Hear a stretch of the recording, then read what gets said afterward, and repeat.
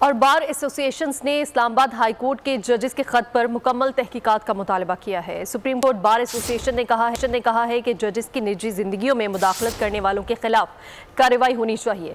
پنجاب اور Sindh bar association نے 3 ججز پر جوڈیشل کمیشن بنانے کا مطالبہ کیا۔ اسلام آباد بار کی ایگزیکٹو کمیٹی کا اجلاس 5 اپریل کو طلب کر لیا گیا۔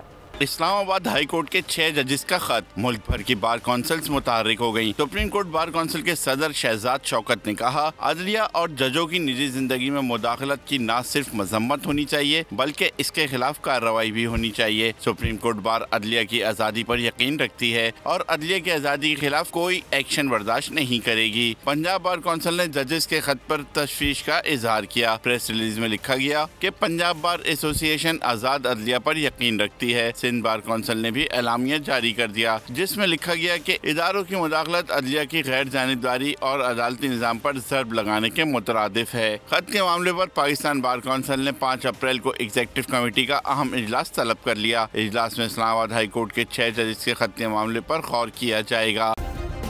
سبسکرائب کریں اور بیل دبائیں تاکہ کوئی خبر رہ نہ جائے۔